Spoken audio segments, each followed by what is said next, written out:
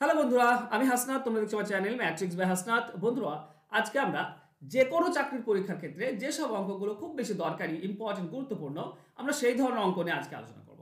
মোট 5টি অঙ্ক রয়েছে। আশা করছি এই 5টি অঙ্ক তোমাদের আগামী পরীক্ষাতে কাজে দেবে। একটু মন দিয়ে ট্রিক্সগুলো বোঝার চেষ্টা করো। তার আগে বলি, তোমরা যদি অঙ্ক শিখতে চাইছো চ্যাপ্টার ধরে ধরে, তাহলে আমার পেড ব্যাচে ভর্তি হতে পারো। ফোন নাম্বার নিচে দেওয়া আছে, আমার সঙ্গে যোগাযোগ করে নিও। দেখো, প্রথম প্রশ্ন এরকম আছে, 1 বছর আগে রাম ও শ্যামের বয়সের অনুপাত ছিল 3:4। 1 বছর পর তাদের বয়সের অনুপাত হবে 10:13। রামের বর্তমান বয়স কত? তো এই ধরনের অঙ্ক তো সিম্পল ট্রিক্স দিয়ে করা যায়। দেখো, এখানে 2 বছরের পার্থক্য, কারণ 1 বছর আগে 3-4 আর 1 বছর পরে বলেছে 10 আর 13। তো এটার মধ্যে 2 বছরের পার্থক্য কেন? কারণ এটা যদি বর্তমান বয়স হয়, এই দিকটা হচ্ছে 1 বছর আগের বয়স, আর এই দিকটা হচ্ছে 1 বছর পরের বয়স। এই দুটির মধ্যে পার্থক্য হচ্ছে 2 বছরের। ওকে, এবার ব্যাপার হচ্ছে পার্থক্য কি সেম রয়েছে? 3 থেকে 10 আর 4 থেকে 13 হয়েছে, সেম নেই। সেম যদি না থাকে তাহলে সেম করার একটা উপায় আছে, এই জিনিসটা মনে রাখবে। দেখো, এই নিচের কি পার্থক্য আছে? 3 পার্থক্য। এই 3 পার্থক্য তুমি উপরের দুটির সঙ্গে গুণ করে দাও, উপরের দুটির সঙ্গে 3 গুণ করে দাও। আর উপরে পার্থক্য আছে 3-4, এক পার্থক্য আছে, সেটা নিচের সঙ্গে গুণ করে দাও। বাস, দেখবে সমান পার্থক্য তোমরা পেয়েছো। দেখো, এর সঙ্গে 3 গুণ করলে কি হবে? 9। আর এর সঙ্গে 3 গুণ করলে হবে 12। তো 9:12 পাবো। এর সঙ্গে 1 গুণ করলে 10ই থাকবে, এর সঙ্গে 1 গুণ করলে 13ই থাকবে। তো আমরা 10-13 পাবো। এবার দেখো, 9 থেকে 10 1 বেড়েছে, 12 থেকে 13 1 বেড়েছে, 1 ইউনিট করে বাড়ছে। তাহলে এই যে 1 ইউনিট, এটা কেন বাড়ছে? কারণ 2 বছরের পার্থক্য, এই দুটির মধ্যে 2 বছরের পার্থক্য আছে। তো 1 ইউনিট মানে হচ্ছে 2 বছর। তাহলে তুমি আগেরটা করে নাও। রামের 1 বছর আগে বয়স কত ছিল? 1 বছর আগে ছিল 9 ইউনিট। তো 1 ইউনিট 2, 9 ইউনিট হবে 18 বছর। এটা আগের বয়স, 1 বছর আগের। বর্তমান বয়স কত হবে? 1 বছর যোগ করে দাও, বর্তমান বয়স পেয়ে যাবে 19 বছর। অ্যান্সার হবে অপশন বি। এখানে বর্তমান বয়স চেয়েছে, আর যেটা বের হচ্ছে 9, সেটা 1 বছর আগের বয়স। বর্তমান বয়স 1 বছর যোগ হয়ে যাবে। ওকে, এছাড়া তুমি এখান থেকে করতে পারো। 1 বছর পরের বয়স 10, 1 ইউনিট সমান 2, তাহলে 10 ইউনিট সমান হচ্ছে 20। এটা 1 বছর পরের বয়স। পরে তো গেলে হবে না, বর্তমানে ফিরে আসতে গেলে 1 বিয়োগ করতে হবে। তো 19 বছর, এটা ধরেও তুমি করতে পারো। ওকে, আশা করছি পুরো ট্রিক্স বুঝে নিয়েছো। এভাবে করলে খুব ইজিলি তুমি অ্যান্সার বের করতে পারবে। চলো যাবো আমরা নেক্সট কোশ্চেনে।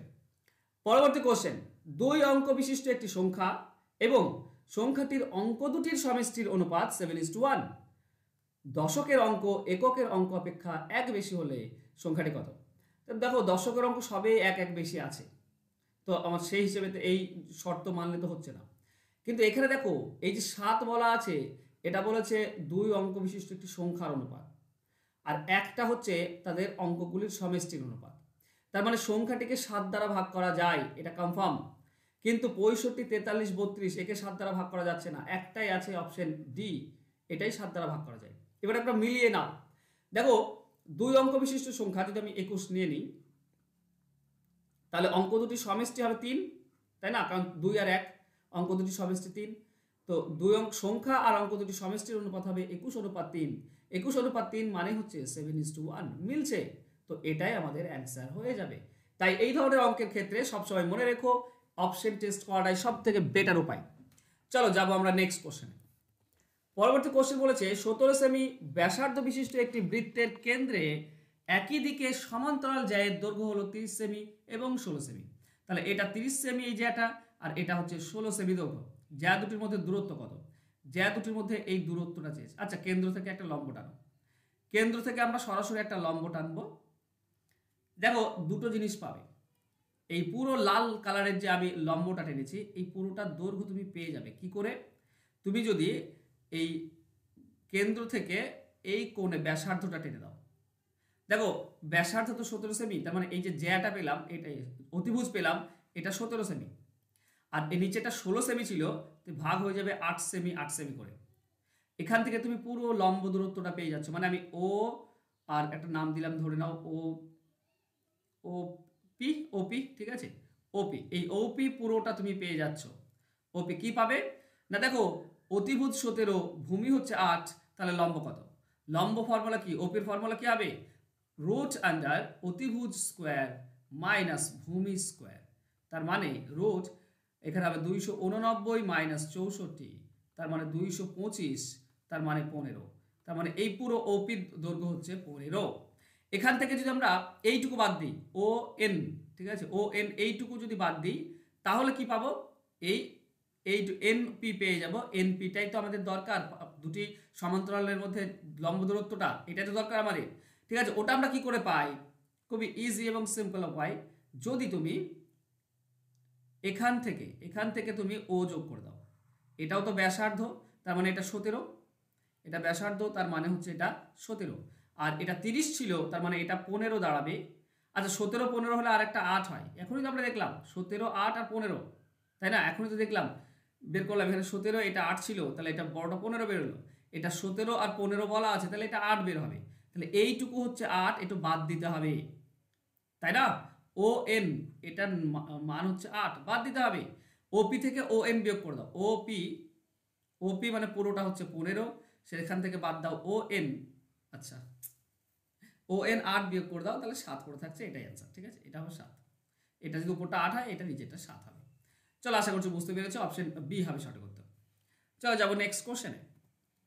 বলেছে কোনো বহুভুজের অন্তঃকোণের সমষ্টি বহিঃকোণের সমষ্টির দ্বিগুণ হলে বাহু সংখ্যা কত।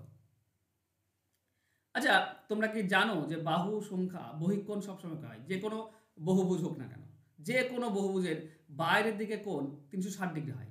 যেমন ত্রিভুজ একটা হচ্ছে বহুভুজ, বহুভুজ মানে দুইয়ের থেকে বেশি বাহু, তো ত্রিভুজ বাহু দেখো, ধরো এটা যদি 60 ডিগ্রি হয়, সবগুলো 60 ডিগ্রি হয়, আমি একটা কনসেপ্ট দিচ্ছি, ঠিক আছে, এটা কেটে দাও, এটা 60 হলে এটা হবে 120, এটা 60 হলে এইটুকু হবে 120, টোটাল একটা সরলরেখা, তো টোটাল 180 ডিগ্রি হয়, এটা 120, তারপরে এটা যদি 60 হয় তাহলে এটা হচ্ছে 120, তো বাইরে যে তিনটি কোণ কত হলো 360 নয় কি। আচ্ছা একটা চতুর্ভুজ নাও, দেখো আরো ভালো বুঝতে পারবে। চতুর্ভুজে ধরে নাও এটা 90 ডিগ্রি, সবগুলো 90 90, সবগুলো যদি 90 হয়, তো এই বাহুটা এই কোণটা কত হবে, এটাও 90 ডিগ্রি হবে, তাই না, এইটাও 90 ডিগ্রি হবে, এটাও 90 ডিগ্রি হবে, এটাও 90 ডিগ্রি হবে, তো এই সবগুলো 90, বাইরে সবগুলো 90, চারটি 90 মানে 360 হয়, তো বহিঃকোণ সবসময় 360 ডিগ্রি হয়ে থাকে, আমি জাস্ট কনসেপ্ট বোঝানোর জন্য বললাম। আচ্ছা বহিঃকোণ যদি 360 ডিগ্রি হয়, তাহলে বলো অন্তঃকোণ কত হবে, অন্তঃকোণের সমষ্টি বহিঃকোণের সমষ্টির দ্বিগুণ, অন্তঃকোণ হবে তাহলে 720 ডিগ্রি, দ্বিগুণ, অন্তঃকোণ হবে 720 ডিগ্রি মানে দ্বিগুণ। এবার এই যে অন্তঃকোণের সমষ্টির একটা ফর্মুলা রয়েছে, অন্তঃকোণের সমষ্টির ফর্মুলা কি, n-1 মানে বাহু -1 ইন্টু 180 ডিগ্রি, তো বাহু -1 180 ডিগ্রি, এটা হচ্ছে অন্তঃকোণের সমষ্টির ফর্মুলা। তো এই অন্তঃকোণের সমষ্টি বলা আছে 720, তাই নয়। ওকে দেখো এদিকে 0 0 কেটে দাও, 18 দিয়ে যদি 72 কেটে দাও, 18 4 72 হয়, তার মানে আমরা পাবো n-1 সমান 4, তাহলে n এর মান হবে -1 এদিকে গেলে 5, মানে বাহু সংখ্যা হবে 5, অ্যান্সার হবে অপশন ডি।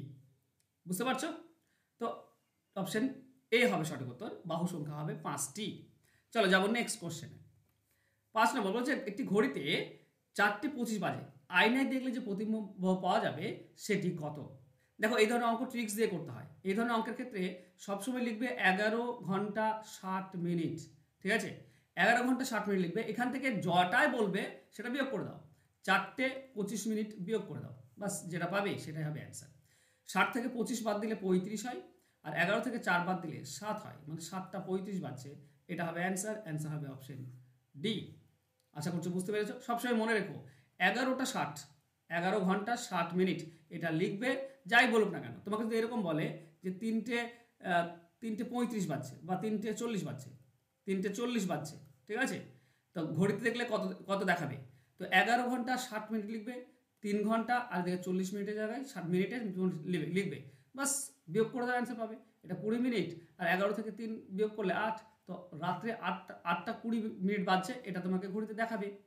এটা মনে রাখার বিষয়, তো মনে রাখবে, আশা করছি তোমরা বুঝতে পেরেছো। চলো যাবো নেক্সট কোশ্চেনে। আচ্ছা তোমরা যদি লাইভ ক্লাসে অঙ্ক শিখতে চাও বন্ধুরা, তা লাইভ ক্লাস অঙ্ক শিখতে পারো, পাশাপাশি রেকর্ডেড ক্লাস পাবে, পিডিএফ ফাইল পাবে, এটা 6 মাসের কোর্স, 200 মাত্র 99 টাকা দিয়ে, এখানে ফুল কনসেপ্ট তোমাদেরকে শেখানো হয়, শর্টকাট ট্রিক্স শিখতে পারবে, আর কি যেভাবে আমি অ্যান্সার বের করতে পারছি তোমরাও যে সেইভাবে অ্যান্সার বের করার সহজ এবং সিম্পল কনসেপ্ট বা যে পদ্ধতি সেগুলো সব শিখতে পারবে এই ব্যাচে। তো অঙ্ককে ভয় না করে অঙ্ককে জয় করাটা শেখো, অঙ্ক শিখলেই তোমার কাজে দেবে বেশি। তো তাড়াতাড়ি নতুন ব্যাচে ভর্তি হয়ে যাও, কারণ যত তুমি দেরি করবে তত কিন্তু পিছিয়ে পড়বে। চলো দেখা যাবে নেক্সট কোশ্চেনে। আশা করছি আজকে ক্লাস তোমাদের ভালো লেগেছে, ভালো লাগলে অবশ্যই লাইক কমেন্ট এবং একটু শেয়ার করে দাও, আর যারা সাবস্ক্রাইব করেনি চ্যানেলটিকে প্লিজ সাবস্ক্রাইব করে নাও। দেখা হবে নেক্সট ক্লাসে। ধন্যবাদ।